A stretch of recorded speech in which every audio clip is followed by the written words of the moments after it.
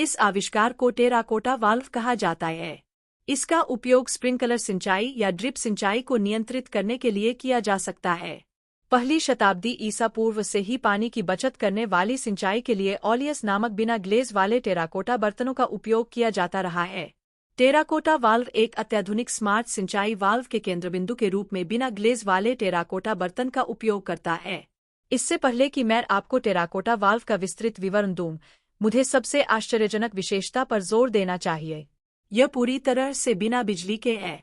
कोई बिजली नहीं, कोई बैटरी नहीं, कोई इलेक्ट्रॉनिक्स नहीं, कोई कंप्यूटर नहीं और कोई वाईफाई नहीं।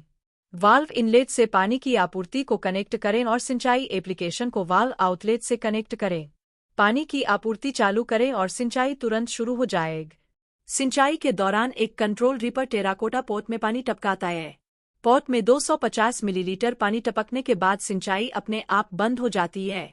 छिद्रपूर्ण टेराकोटा पॉट की बाहरी सतह से 250 मिलीलीटर पानी वाष्पित हो जाने के बाद सिंचाई अपने आप फिर से शुरू हो जाएगी। यह चक्र अनिश्चित काल तक चलता रहता है और इसलिए आप अपने बगीचे को महीनों तक बिना देखभाल के छोड़ सकते हैं। पॉट के ऊपर एक टेराकोटा सॉसर रखा जाता है ताकि पॉट में पानी शैवाल, मच्छरों और प्यासे जानवरों से सुरक्षित रहे।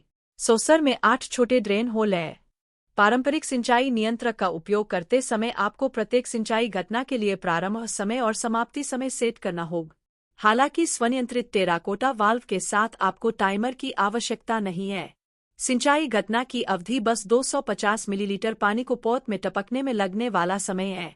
यहाँ ध्यान देने वाली महत्वपूर्ण बात यह है कि कंट्रोल रिपर समायोज्य है। यदि आप कंट्रोल रिपर की प्रवाह दर कम करते हैं तो 250 मिलीलीटर को पॉट में टपकने में बहुत अधिक समय लगेगा और इसलिए सिंचाई घटना की अवधि बढ़ जाती है और आपके पौधों को अधिक पानी मिलेगा। दूसरी ओर यदि आप कंट्रोल रिपर की प्रवाह दर बढ़ाते हैं तो 250 मिलीलीटर पॉट में अधिक तेजी से टपकेगा और इसलिए सिंचाई घटना की अवधि कम हो जाती है और आपके पौधे को कम पानी मिलेगा। नियंत्रण रिपर को समायोजित करें ताकि सिंचाई आपके पौधों को उनके विकास के वर्तमान चरण में उचित मात्रा में पानी दे सके। सिंचाई की घटनाओं के बीच का अंतराल बस वह समय है जो छिद्रपूर्ण टेराकोटा पॉट की बाहरी सतह से 250 मिलीलीटर पानी को वाष्पित होने में लगता है। यहाँ समझने वाली महत्वपूर्ण बात यह है कि इसमें लगने वाला समय मौजूदा मौसम की स्थिति से निर्धारित होता है। जब मौसम गर्म और शुष्क होता है तो पानी अधिक तेजी से वाष्पित होगा और इसलिए सिंचाई की घटनाओं के बीच का अंतराल कम होगा।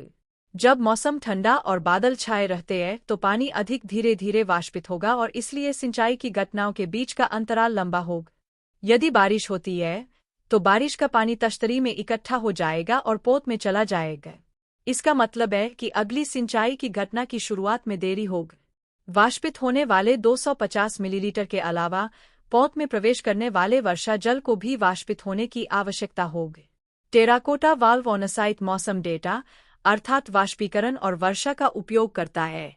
अधिकांश स्मार्ट सिंचाई नियंत्रक ऑनसाइट मौसम डेटा का उपयोग नहीं करते हैं। इसके बजाय वे मौसम विज्ञान ब्यूरो से मौसम डेटा का उपयोग करते हैं। टेराकोटा वाल्व का उपयोग गुरुत्वाकर्षण फीड और दबावयुक्त सिंचाई दोनों के लिए किया जा सकता है। इसका उपयोग दबाव क्षतिपूर्ति ड्रिपर्स और गैर दबाव क्षतिपूर्ति ड्रिपर्स के साथ किया जा सकता है। इसका उपयोग वीपर होज या सोकर होज के साथ भी किया जा सकता है। आप पंप का उपयोग किए बिना गुरुत्वाकर्षण फीड द्वारा वर्षा जल टैंक से सीधे सिंचाई कर सकते हैं, बशर्ते कि टैंक में पानी का स्तर टेराकोटा वाल्व से कम 1 मीटर अधिक। टेराकोटा वाल्व पंप का उपयोग किए बिना वर्षा जल टैंक से स्वचालित सिंचाई के लिए एक गेम चेंजर है।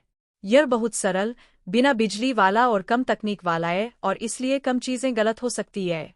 यह उल्लेखनीय कम लागत वाला आविष्कार दूरदराज के पानी की कमी वाले स्थानों में गरीब छोटे किसानों को लागत प्रभावी तरीके से उच्च मूल्य वाली फसलें उगाने में सक्षम बना सकता है।